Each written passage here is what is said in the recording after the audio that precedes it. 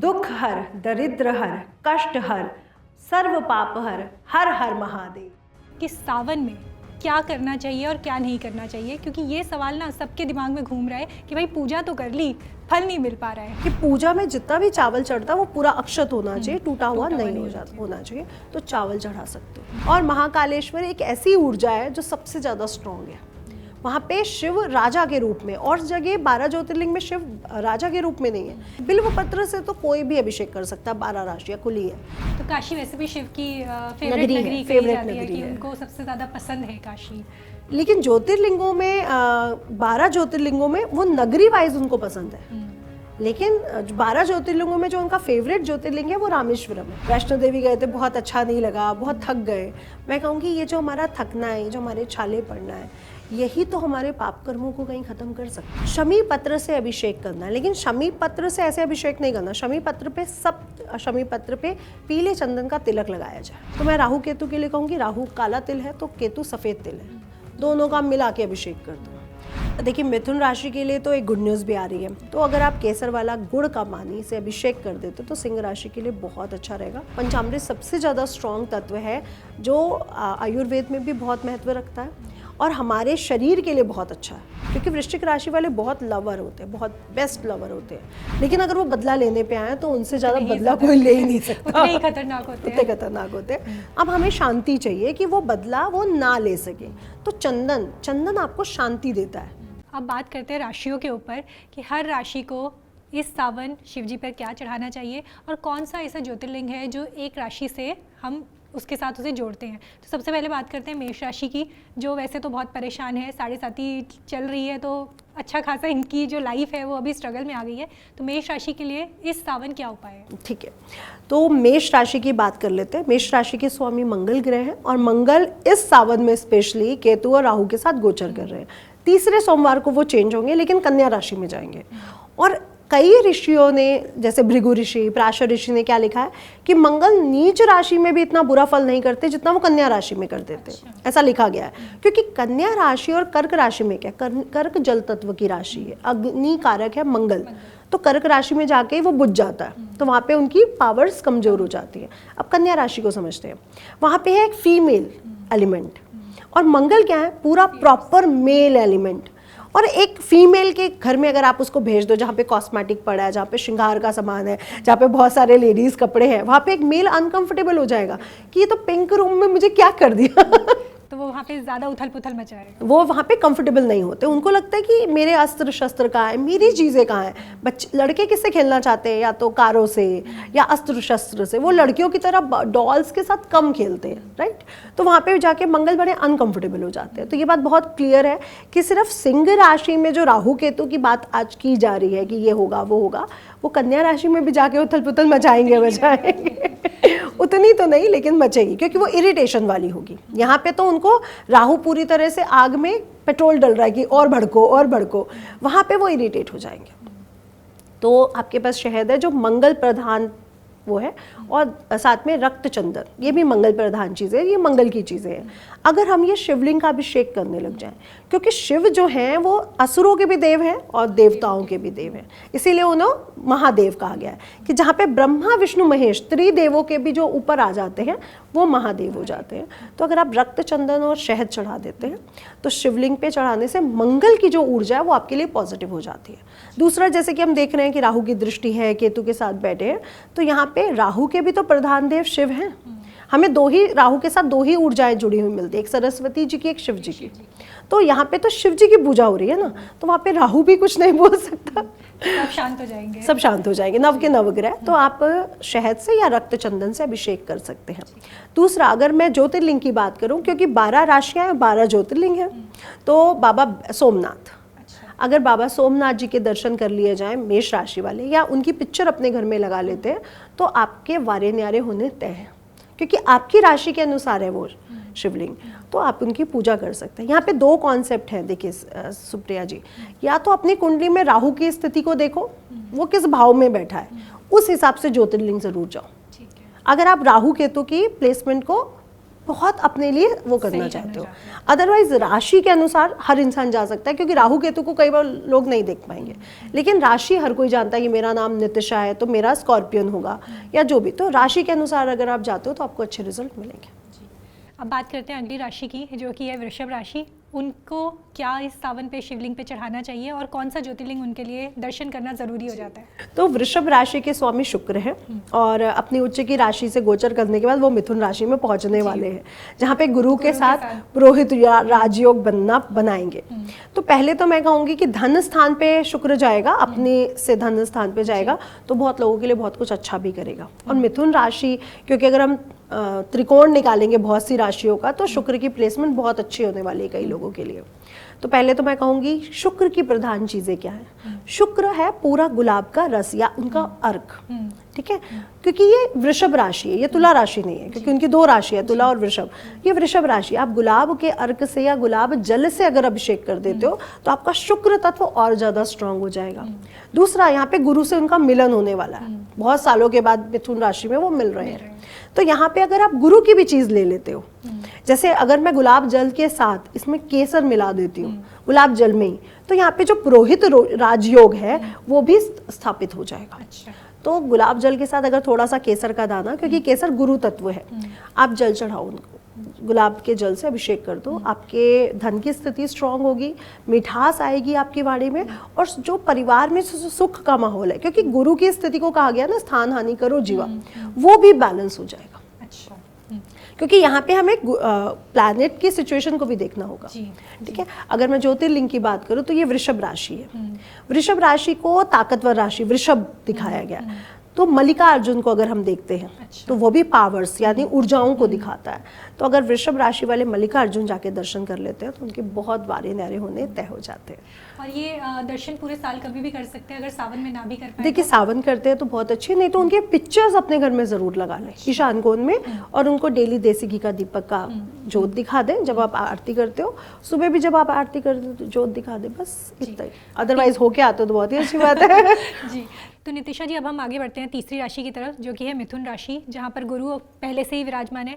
उनको इस सावन पर क्या करना चाहिए और कौन से ज्योतिर्लिंग के दर्शन करने चाहिए? देखिए, मिथुन राशि के लिए तो एक गुड न्यूज़ भी आ रही है, क्योंकि गुरु महाराज तो आ गए हैं, विराजमान हो चुके हैं, शुक्र आने वाले हैं और उनके भाग्य के देवता बनते हैं। दूसरा, सूर्य इसी सावन में आगे बढ़ जाएंगे, यानी कर्क राशि में चले जाएंगे, तो धन के भाव में जाएंगे और थर्ड हाउस के स्वामी होंगे, यानी पराक्रमेश धन भाव में आएगा। पराक्रम में तो थोड़ी सी कमी ला सकता है, लेकिन धन की स्थिति को कहीं ना कहीं स्ट्रॉन्ग करेगा। लेकिन आपकी वाणी को भी वो कठोर करेगा, क्योंकि वो उग्र प्लैनेट है। अब हमें क्या करना है मिथुन राशि के लिए स्पेशली, मिथुन राशि का जो स्वामी है वो बुध है, उनका रंग हरा है। अब अगर आप दूर्वा के पेस्ट बना लिया जाए पूरा और उससे अभिषेक किया जाए, इससे बुध को यानी मिथुन राशि को पावर मिलेगी। और साथ ही साथ अगर हम बुध और गुरु के रिलेशनशिप को समझते हैं, क्योंकि वो पिता पुत्र का है, और यहाँ पे पिता और पुत्र बायोलॉजिकल फादर या सन नहीं है, यहाँ पे उनको बोला गया है कि आपकी जो पत्नी है उनसे ये उत्पन्न हुए हैं, आपको एक्सेप्ट करना है या नहीं। तो बृहस्पति जी बोलते हैं नहीं, मैं तो नहीं एक्सेप्ट करूँगा। तो यहाँ पे बुद्ध के अंदर उनके लिए वैल्यूज़ नहीं है, रिस्पेक्ट नहीं है। इसीलिए मिथुन राशि का और कन्या राशि का गुरु और मीन राशि का और धनु राशि का बुध बहुत अच्छे रिजल्ट नहीं देता है। तो आपको ये समझना पड़ेगा कि हमें सिर्फ बुध को स्ट्रॉन्ग करने के साथ साथ गुरु की एनर्जीज को भी कहीं ना कहीं डाइवर्ट बैलेंस करना पड़ेगा। तो आपने एक तो उससे अभिषेक करना है, उसके बाद आपने क्या करना है कि गुरु से चीज़ें संबंधित क्या है, जैसे चने की दाल और गुड़ है जो मंगल और गुरु का प्रधान तत्व है। अगर आप इसको चढ़ाते हो पूरे सावन भर डेली, या बुधवार के बुधवार भी चढ़ा देते हो, तो उससे आपका गुरु तत्व बैलेंस होगा। क्योंकि लग्न में आया हुआ स्थान हानि करो जीवा, वो पंचम में देखेगा, शिक्षा को बढ़ाएगा, दिमाग को अच्छा करेगा, संतान देगा, आपको प्रेम भी देगा, मैरिड लाइफ ठीक करेगा या शादी करवा देगा। तो मिथुन राशि के तो वारे नारे होने तय है, भाग्य को बढ़ा देगा। लेकिन वो जहाँ बैठा है यानी आपकी पर्सनालिटी पर तो उसका इम्पैक्ट पड़ रहा है ना। वो कहते हैं लाइट के नीचे अंधेरा है, सब चीज़ें तो अच्छी हो रही है बट मेरे पे ही अंधेरा पड़ रहा है। तो उस अंधेरे को कहीं ना कहीं तो आपको डाइल्यूट करना पड़ेगा, कुछ तो रोशनी लानी पड़ेगी। और आपके जो ज्योतिर्लिंग रहेंगे वो रहेंगे महाकालेश्वर। तो मिथुन राशि महाकालेश्वर जाओ, दर्शन करो, अदरवाइज उनकी पिक्चर लगाओ, फिर वारे न्यारे होने तय हैं। और महाकालेश्वर एक ऐसी ऊर्जा है जो सबसे ज़्यादा स्ट्रॉन्ग है। वहाँ पे शिव राजा के रूप में, और जगह 12 ज्योतिर्लिंग में शिव राजा के रूप में नहीं है। यही एक ऐसी जगह जहाँ पे वो कहते हैं मैं ही क्षेत्रपाल हूँ, मैं ही राजा हूँ, मैं ही सब कुछ हूँ। तो ये बहुत तेज ऊर्जा है, तो मिथुन राशि के लिए बहुत अच्छी, क्योंकि मिथुन राशि की पर्सनालिटी मेल और फीमेल दोनों की है। कंफ्यूजिंग नेचर, आपको ऊर्जा जाके यहीं मिलेगी, एकाग्रता आएगी, आपके डेस्टिनेशन आपको क्लियर होंगे, चीज़ें आपके सामने क्लियर होंगी। आगे बढ़ते हैं, हमारी जो अगली राशि है जो कि है कर्क राशि। कर्क राशि वालों को इस सावन भगवान शिव को क्या अर्पित करना चाहिए और कौन से ज्योतिर्लिंग के दर्शन करने चाहिए? देखिए, कर्क राशि के तो स्वामी ही चंद्रमा है, जो शिव जी पे खुद अर्पित है और उनको क्षय रोग से वो भी मिला था। तो कर्क राशि की चीज़ें क्या है? कर्क राशि चंद्रमा की जो चीज़ है वो बिल्कुल चावल, क्योंकि चावल की आकृति भी अगर आप देखोगे तो वो भी शिव की तरह, और कहते हैं ना कि पूजा में जितना भी चावल चढ़ता वो पूरा अक्षत होना चाहिए, टूटा हुआ नहीं होना चाहिए। तो चावल चढ़ा सकते हो। शिव जी को सबसे ज़्यादा प्रिय खीर है, दूध, चावल, चीनी, तीनों ही चीज़ें चंद्रमा की है ना। मिश्री हमारे शुक्र तत्व में आएगी, लेकिन चीनी कहीं ना कहीं इसमें ही आ जाती है, चंद्र तत्व में। तो अगर आप उनको खीर चढ़ा देते हो, खीर से अभिषेक करो, तो वो बहुत जल्दी प्रसन्न हो जाते हैं। अदरवाइज दूध, देखिए दूध सफ़ेद रंग की ऊर्जा है, जैसे चंद्र के साथ जोड़ा जाता है, लेकिन जब आप भगवान को देखते हो, किसी भी देवता को, तो आप उसके पीछे एक सफ़ेद रंग की ऊर्जाओं को देखते हो। तो जब हम दूध चढ़ाते हैं तो वो जो आकाशीय ऊर्जा है, जो आकाशीय ब्रह्मांड का जो रंग है, वो उस समय एक्टिवेट हो जाता है। इसलिए शिवलिंग पर दूध चढ़ाने का विशेष महत्व है। तो आप कर्क राशि वाले हैं, दूध से अभिषेक करिए, खीर से करिए, चीनी से करिए, चावल से करिए, आपके साथ तो सब कुछ अच्छा है। अदरवाइज सफ़ेद फूलों से कर लीजिए। अब जो आपके जो ज्योतिर्लिंग है वो है ओंकारेश्वर। अच्छा, ओंकार रूप में है, और चंद्र को ओंकार रूप की ही तो ज़रूरत थी, क्योंकि उनका तो क्षय होना निश्चित था। तो उनको ओंकार रूप चाहिए था कि ठीक है, मुझे आपने बचा तो लिया, मैं डाउन तो जाता हूँ पर फिर अप हो जाता हूँ। तो वो ओंकारेश्वर अगर दर्शन करते हैं, क्योंकि कर्क राशि बड़ी सेंटिमेंटल होती है, सॉफ्ट होती है, तो आपको पूरा ओंकार रूप, मतलब आपको वो ऊर्जा मिलती है कि कोई भी चीज़ एंडलेस भी हो सकती है, जिसकी कभी कोई खत्म ना हो। तो ओंकार रूप के दर्शन करिए, पिक्चर लगाइए अपने घर में, है ना, उस पर निकालिए प्रिंटर से और ईशान कोण में लगा दीजिए। ठीक है, तो अब हम बढ़ते हैं अपनी अगली राशि की तरफ, जो कि है सिंह राशि। सिंह राशि वालों को इस सावन कौन से उपाय करने हैं और कौन से ज्योतिर्लिंग के दर्शन करने जाने हैं? जी, सिंह राशि में हम देख रहे हैं केतु और मंगल की युति चल रही है। तो सिंह राशि वाले इस समय टेंशन में भी है, लेकिन मंगल उनका फ्रेंड प्लैनेट भी है। तो बेसिकली मंगल का आना तो उनके लिए बहुत अच्छा था, लेकिन राहु केतु के प्लेसमेंट में डिस्टर्बेंस आ रहा है। और सिंह राशि के साथ प्रॉब्लम क्या है? वो राशि सबसे बेस्ट है 12 राशियों में अगर मुझसे पूछा जाए, लेकिन अभी जो प्रॉब्लम चल रही है वो एग्रेशन बहुत हो रहा है। ऊर्जाएं जब बढ़ जाती हैं तो वो ऊर्जा कहीं ना कहीं तो निकलेगी। तो पहले तो मैं सिंह राशि से कहूँगी अपनी ऊर्जा को बैलेंस करना बहुत ज़रूरी है। अब मंगल का प्रधान तत्व है गुड़, ठीक है, या शहद। यहाँ पे हमने लेना गुड़ का जल, कि मैं रात को गुड़ के पूरे पीस को पानी में भिगो के रख दूं और उसमें केसर भी डाल दूं, क्योंकि केतु है साथ में। केतु हर चीज़ से डी अटैचमेंट लाता है, वो आपको चीज़ों से विमुक्त कर देता है। मुझे केतु प्लैनेट सबसे अच्छा लगते हैं, क्योंकि अगर आपके अंदर केतु नहीं होते ग्रहों में तो हमारे अंदर वो चीज़ें आती ही ना, क्योंकि कोई ना कोई चीज़ तो है जो हमें अगर ओंकार का सत्व दिखाना चाहती है, एक्चुअली यूनिवर्स का तत्व दिखाना चाहती है, उसके लिए केतु का होना तो बहुत ज़रूरी था। तब तक आप मोक्ष की तरफ बढ़ भी नहीं सकते हो। मैं मोक्ष का देवता केतु को नहीं मानती हूँ, मैं नवग्रहों को मानती हूँ मोक्ष का देवता, लेकिन मोक्ष तक जाने की डेस्टिनी रास्ता में केतु से होके जाता है, ये मानती हूँ। तो अगर आप केसर वाला गुड़ का पानी से अभिषेक कर देते तो सिंह राशि के लिए बहुत अच्छा रहेगा, बहुत अच्छे रिजल्ट मिलेंगे आपको। तो काशी विश्वनाथ अगर आप जाके दर्शन करते हैं तो आपके लिए बहुत अच्छा रहेगा। काशी विश्वनाथ की पिक्चर लगाइए। अब काशी विश्वनाथ को आप क्या देख रहे हो कि वो आए ही यहाँ पे किस लिए हैं? अपने भक्तों को प्रसन्न करने के लिए, मोक्ष देने के लिए। और पार्वती वहाँ है अन्नपूर्णा के रूप में, यानी अगर मनुष्यों को या जीव जंतुओं को भोजन मिल रहा है तो कहाँ से मिल रहा है? अन्नपूर्णा और शिव से। और सिंह राशि क्या है? नेतृत्व। मेरी प्रजा को भोजन या मेरी प्रजा को चलाना मेरा धर्म है। तो सिंह राशि वाले अगर काशी विश्वनाथ जाते हैं तो उनकी सभी मनोकामनाएं पूर्ण होती हैं। मतलब बाबा और शक्ति को दोनों को वहीं पे जाके पूजना चाहिए। तो आगे बढ़ते हैं कन्या राशि की तरफ, जिनके लिए थोड़े से उतार चढ़ाव तो आप हमें हिंट दे ही चुकी है कि आ रहे हैं उनके जीवन में। उनको इस सावन क्या करना चाहिए जिससे जीवन के जो कष्ट हैं वो थोड़े कम हो सके, और किस ज्योतिर्लिंग के दर्शन करने चाहिए? देखिए, कन्या राशि फीमेल राशि है और बहुत सेंसिटिव राशि है। अगर मैं अपने आसपास जितने भी मौसमी फलों को देखती हूँ उसमें मेल और फीमेल दोनों ही चीज़ें हैं। और बुध की राशि है। तो कन्या राशि को मौसमी फलों के रस से या मौसमी फलों से अगर अभिषेक कर देते हैं, क्योंकि रस में तो फिर भी शुक्र तत्व आ जाएगा, अगर आप मौसमी फलों से अभिषेक कर देते हैं, उन्हीं का पूरा अभिषेक चलता है, या बिल्व पत्र से, क्योंकि बिल्व पत्र एक तो त्रिगुणकारी है, उसके अंदर भूत भविष्य वर्तमान तीनों चीजें हैं, और दूसरा वो बुध के रंग से मैच करता है। तो आप या तो बिल्व पत्र से अभिषेक कर दीजिए, बिल्व पत्र से तो कोई भी अभिषेक कर सकता है, 12 राशियाँ खुली है, लेकिन अगर आप मौसमी फलों से करते हैं तो आपको पूर्ण रिजल्ट मिलते हैं। तो मौसमी फल से करिए, जितने भी फल आपको दिख रहे हैं, आम, केला, सेब, अनार, जो भी आपको, चाहे वो महंगे हैं या वो सस्ते हैं, बेर है, जो भी है, आप उनसे अभिषेक करिए जी। और ज्योतिर्लिंग इनके लिए कौन सा है? जी, ज्योतिर्लिंग की अगर मैं बात करूं तो कन्या राशि के हैं भीमा शंकर महाराज। अगेन कन्या राशि सॉफ्ट हार्टेड, सॉफ्ट, और भीमा शंकर क्या है, एक तरफ से पूरी तरह से स्ट्रॉन्ग ऊर्जा, तो आपको एक स्ट्रॉन्गनेस भी देते हैं। कन्या राशि के साथ एक चीज़ मैंने देखी है, इसको कन्या राशि वाले बुरा ना माने, स्पेशली लेडीज थोड़ा गॉसिप का नेचर रखती हैं। अब जब हमें भीमा शंकर का वो मिलता है, तो भीमा शंकर क्या है, आपके करियर या आपको फोकस करते हैं कि आपको ये करना है। जब आप भीमा शंकर जाते हो तो आपके जीवन में फोकस आता है कि मुझे ये नहीं, मुझे ये करना है। क्योंकि अगर हम स्पेशली जो हाउसवाइफ हैं या जो ऐसी महिलाएं हैं जो कुछ नहीं कर रही हैं, उनमें देखेंगे कि थोड़ा गॉसिप का नेचर आ जाता है। तो अगर आप चाहते हो कि आप में ना आए, तो आप भीमा शंकर की पूरा साल पूजा कर सकते हो, आपके लिए बहुत अच्छा रहेगा। तो अब हम बढ़ते हैं नितिशा जी, हमारी अगली राशि जो कि है तुला राशि। वैसे तो बैलेंस बना के चलती है, लेकिन जीवन में बैलेंस के लिए इस सावन इनको कौन से उपाय करने चाहिए? देखिए, तुला राशि बैलेंस तो बना लेती है, लेकिन अध्यात्म में बैलेंस बनाना उसके लिए भी मुश्किल हो जाता है। अच्छा। तुला राशि के लिए, क्योंकि आप जीवन में ही बैलेंस बनाते बनाते रिलेशनशिप और प्रैक्टिकलिज्म में बहुत फंस जाती है, तो अध्यात्म में उसके लिए भी बड़ा मुश्किल होता है। तो तुला राशि को इसीलिए कहा गया है कि तुला राशि दुनिया में तो बड़ी अच्छी लगती है क्योंकि वो बैलेंस बना के चल रही है, लेकिन अध्यात्म में वो उतनी स्पीड से आगे नहीं बढ़ पाती है। तो आपके लिए कहूँगी, आपके प्रधान शुक्र तत्व है, फलों का रस आपके लिए सबसे बेस्ट रहता है।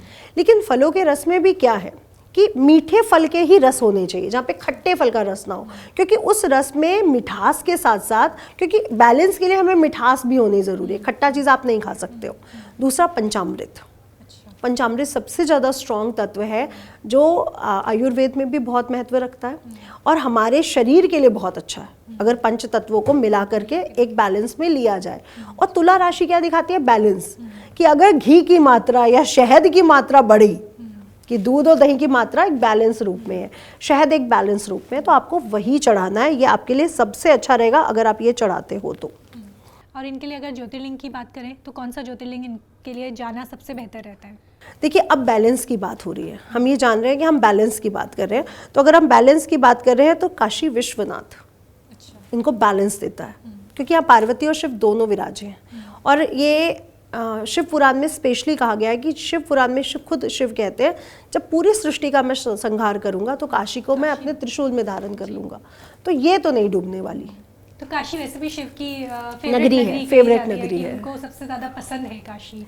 लेकिन ज्योतिर्लिंगों में 12 ज्योतिर्लिंगों में वो नगरी वाइज उनको पसंद है, लेकिन 12 ज्योतिर्लिंगों में जो उनका फेवरेट ज्योतिर्लिंग है वो रामेश्वरम है। अच्छा। क्योंकि ये राम भगवान ने अपने आराध्य देव शिव की पूजा करने में बनाया कि मैं रावण से युद्ध करने जा रहा हूँ, मुझे आपकी ऊर्जा चाहिए, मुझे आपका आशीर्वाद चाहिए। तो अब सीता जी जो लक्ष्मी जी से उनका संवाद हो रहा है, या आप समझिए कि लक्ष्मण और हनुमान जी पूछ रहे हैं कि इनका नाम क्या रखा जाए शिवलिंग का, तो वो बोले कि मेरे आराध्य हैं, मेरे ईश्वर है, तो रामेश्वरम। लेकिन वहीं कैलाश पर शिव और पार्वती विराजे हैं, तो शिव जी हंसे कि रामेश्वर, तो पार्वती जी बोले आप हंस क्यों रहे हो? कहते ये मैं इसका ईश्वर हो सकता हूँ, लेकिन मेरे तो आराध्य है ये, इसलिए मैं इन्हीं के नाम से सबसे ज़्यादा प्रसन्नचित हूँ। और वहाँ पे वो स्वयंभू हैं, यहाँ पे वो राम जी के द्वारा बनाए गए हैं, पूरा क्रिएट करे गए हैं। तो वो सबसे ज़्यादा जो उनका प्रिय शिवलिंग है या प्रिय ज्योतिर्लिंग है वो रामेश्वरम धाम है। ये भगवान शिव ने खुद शिव पुराण में व्यक्त किया है कि मैं सब जगह हूँ, खुद उत्पन्न हुआ हूँ, लेकिन यहाँ पे मेरे आराध्य ने मुझे उत्पन्न किया, इसलिए मुझे उनके नाम मेरे साथ जुड़े होने के कारण मेरा सबसे जो प्रिय ज्योतिर्लिंग है वो रामेश्वरम। तो नितिशा जी, ये आपने रामेश्वरम की एक हमें बहुत अच्छी सी कहानी सुनाई।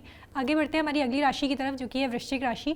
वृश्चिक राशि वालों को इस सावन कौन से उपाय करने चाहिए और कौन से ज्योतिर्लिंग के दर्शन करना इनके लिए सबसे अच्छा रहने वाला है? अगेन वृश्चिक राशि के स्वामी मंगल ग्रह हैं, और मैंने बताया कि मंगल ग्रह की जो प्रधान चीज़ है वो शायद रक्त चंदन है। रक्त चंदन का सीधा सीधा लेपन अगर आप कर देते, क्योंकि आपकी वृश्चिक राशि में बहुत सी ऊर्जा स्ट्रांग भी है, अर्ध जल राशि है, आपके अंदर जल भी, आप इमोशनल भी और बहुत स्ट्रांग भी। और वृश्चिक राशि को बुच्चू की तरह माना गया है कि ये बदला ज़रूर लेगी। अब हमें शांति चाहिए कि वो बदला वो ना ले सके, तो चंदन आपको शांति देता है, मन को भी और मोक्ष की तरफ जाती हुई आत्मा को भी। तो चंदन हो गया, और उसका रंग लाल होने के कारण लाल चंदन आपके लिए स्पेशल है, तो लाल चंदन से अभिषेक करिए। अब अगर आपके ज्योतिर्लिंग की बात करूं तो वो है नागेश्वर महाराज। अगेन कि जो डसने वाली जो प्रक्रिया है या मेरे मन को भटकाने वाली जो प्रक्रिया है वो कैसे बैलेंस होगी कि मैं उन नागों में रहना सीख जाऊं। क्योंकि वृश्चिक राशि वाले बहुत लवर होते हैं, बहुत बेस्ट लवर होते हैं, लेकिन अगर वो बदला लेने पे आए तो उनसे ज़्यादा बदला कोई ले ही नहीं सकता, उतने खतरनाक होते हैं। तो अगर वो नागेश्वर धाम की पूजा करते हैं तो उनके मन में एक बैलेंस आता है कि ये आसपास है, मेरे बहुत से नाग रहेंगे किसी ना किसी रूप में, चाहे लवर के रूप में हो या फ्रेंड के रूप में हो या रिश्तेदारों के रूप में हो, मुझे कितना बैलेंस करना। तो वृश्चिक राशि वाले, मैं तो कहती हूँ पूरा साल जब भी आप डिस्टर्ब होते हो, जब भी चंद्रमा डिस्टर्ब होता है, आप नागेश्वर की एक पिक्चर ही अगर आप ज्योतिर्लिंग की निकाल के दर्शन करते हो, आपको बहुत अच्छा लगेगा। तो ये वृश्चिक राशि वाली के बारे में हमने बात कर ली। अब हम आगे बढ़ते हैं, बात करते हैं धनु राशि की। धनु राशि वालों को इस सावन किन चीज़ों का दान करना है या कौन सा उपाय उनको करना है जिससे उनका जो आने वाला टाइम है वो ठीक रहने वाला है?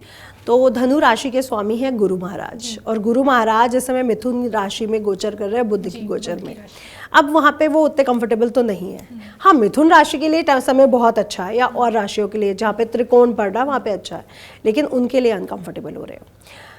अब अगर धनु राशि वाले पीले फलों के साथ साथ पीली चीज़ों से, जैसे चने की दाल है, गुड़ है ना, पीले फल हैं, पीले बनाए हुए चावल हैं, क्योंकि अगर आप मंगलनाथ की पूजा देखते हो तो शिवलिंग की पूजा है, लेकिन सफ़ेद भात यानी चावल से हो रही है।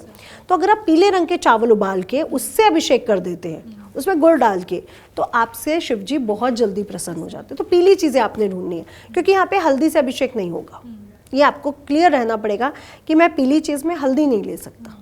जैसे दुर्गा जी को या श्री जी को हम लोग हल्दी चढ़ाते हैं, काली जी का हम अभिषेक हल्दी से करते हैं, यहाँ पे हम हल्दी का अभिषेक नहीं कर सकते। अगेन स्त्री तत्व के लिए हल्दी का होना बहुत ज़रूरी है, जैसे हम और देवियों का अभिषेक कर देते हैं। पुरुष तत्व के लिए हल्दी उतनी ही अच्छी नहीं मानी जाती है, सिर्फ तंत्र प्रैक्टिस छोड़ के। तो आपने पीली चीज़ें जितनी भी आपके आसपास है, पीले फल हैं, आम है, मौसमी है, केला है, चने की दाल है, इससे अभिषेक करिए। और दूसरा, अगर आप अगेन केसर के जल से अभिषेक कर देते हैं तो बहुत अच्छा रहेगा। हाँ, और आपके जो ज्योतिर्लिंग रहेंगे वो रहेंगे केदारनाथ। अच्छा, क्योंकि अब यहाँ पे देखिए कि केदारनाथ वहाँ पे वो क्यों बसे, वो उनका जो स्थान था वो बद्रीनाथ था।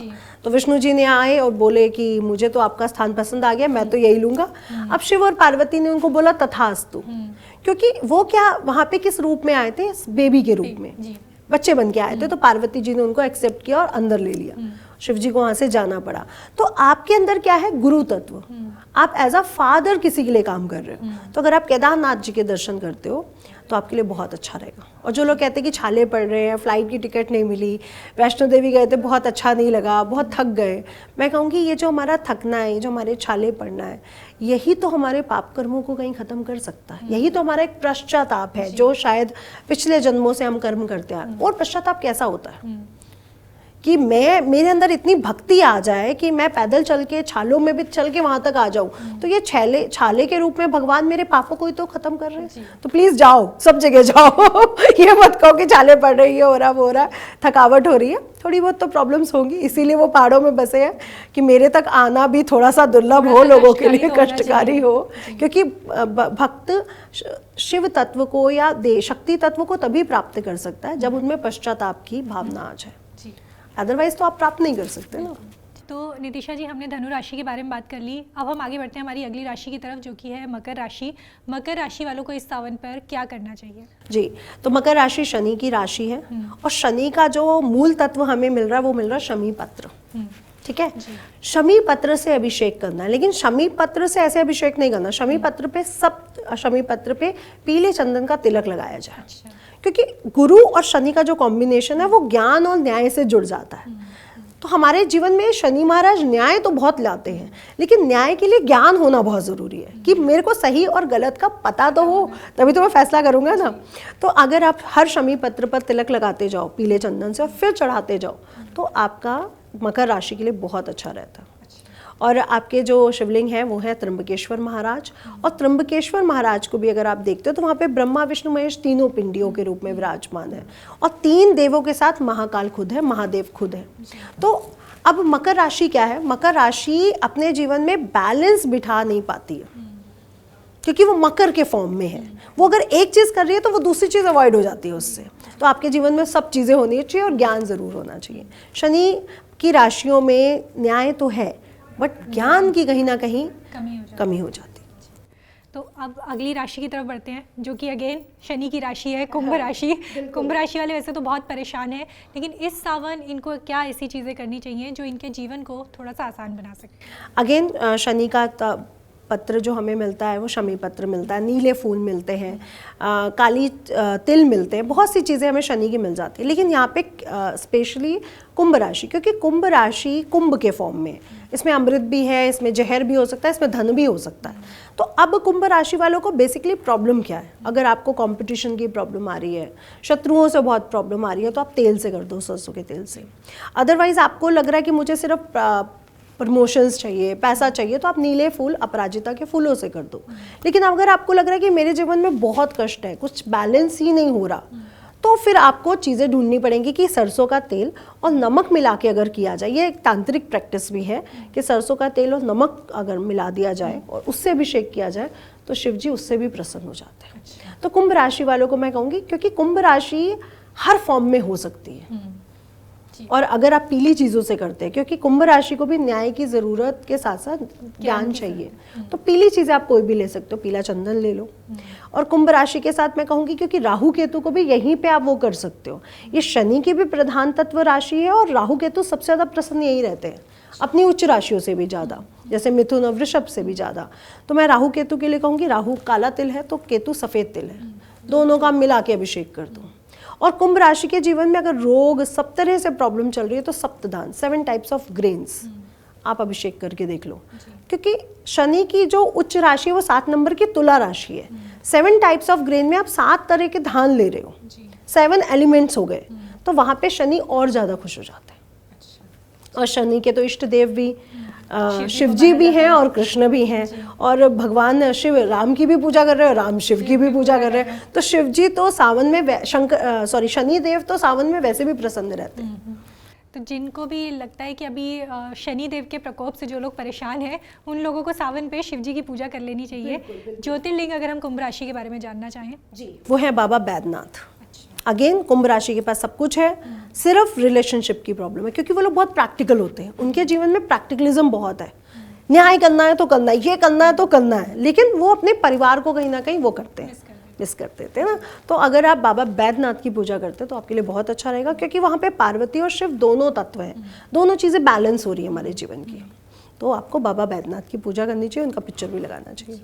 तो अब आगे बढ़ते हैं, हमारी आखिरी राशि जो कि है मीन राशि। इन राशि वालों को क्या करना चाहिए सावन के खास मौके पर, कि किन चीज़ों से इनके जो जीवन के कष्ट हैं, जो साढ़े साथी से परेशानी है और ये सब चीज़ें, क्या इनको करना चाहिए? अगेन मैं कहूँगी मीन राशि के पास जल प्रधान बहुत है, ठीक है, लेकिन अर्थ प्रधान की कमी है, ठीक है। जल जहाँ ज़्यादा बढ़ जाएगा वहाँ पे अगर बांध बना दिया जाए, अर्थ प्रदान किया जाए, तो वहाँ पे थोड़ा सा बैलेंस हो जाएगा। तो मैं कहूँगी आपको अर्थ प्रदान की होने की ज़रूरत है। जितनी भी ऐसी चीज़ें जो स्ट्रॉन्ग फॉर्म में है, सॉलिड फॉर्म में है, क्योंकि अगर हम केसर वाले जल की बात कर रहे हैं तो फिर अगेन वो जल तत्व हो गया बहुत ज़्यादा। तो आपको जितनी स्ट्रॉन्ग चीज़ें, अगेन गुड़ ले लो आप, चने की दाल ले लो आप, पीले फूल ले लो आप, क्योंकि पीला फूल अर्थ फॉर्म, फूल जितने भी हैं हमारी सृष्टि में वो अर्थ फॉर्म में आते हैं, पृथ्वी तत्व से उत्पन्न हुए तो वो पृथ्वी तत्व माना जाता है। तो पीले फूलों से अभिषेक करो आप, पीले गुड़हल से कर सकते हो, पीले गेंदे से कर सकते हो, पीले फूलों से करो, तो मीन राशि वालों को बैलेंस मिलता है। क्योंकि आप देख रहे हो नदी जब पृथ्वी पर आई तो उसने एक अपना रास्ता बनाया, एक डेस्टिनी तय की, एक किनारे को तय किया। और मीन राशि वालों को किनारा तय करने की बहुत ज़रूरत है कि ये मेरा बॉर्डर है और ये मेरा बॉर्डर है, तो ये बहुत ज़रूरी है। और 7.5 में तो ये ज़रूरत और भी ज़्यादा बढ़ चुकी है इसलिए मीन राशि वालों को अर्थ फॉर्म की चीज़ें यानी फूल, चने की दाल, गुड़ ले सकते हैं, ये सारी अर्थ फॉर्म की चीज़ें हैं। ठीक है, अगर मैं मीन राशि की बात करूं तो इनके हैं कृष्णेश्वर महाराज। अगर आप ओंकारेश्वर के साइड में है, एक तरफ नदी के उस साइड कृष्णेश्वर महाराज की पूजा करते हैं तो आपके जीवन में जो डिसबैलेंस चीज़ें हैं वो बैलेंस हो जाती हैं। मीन राशि वाले बहुत सेंटिमेंटल होते हैं और बहुत ज़्यादा, अगर इनका चंद्रमा भी कमज़ोर हो जाए तो थॉट प्रोसेस इनकी बहुत वो हो जाती है। तो इनको तो शिव जी की पूजा बेसिकली ज़रूर करनी चाहिए, करनी ही चाहिए, और 7.5 में तो और ज़्यादा करनी चाहिए जी। अगर आप ज्योतिष से जुड़ी अधिक जानकारी प्राप्त करना चाहते हैं तो डाउनलोड करें माई ज्योतिष ऐप। एस्ट्रोलॉजी से जुड़ी लेटेस्ट जानकारी के लिए फॉलो करें माई ज्योतिष का फेसबुक और इंस्टाग्राम पेज।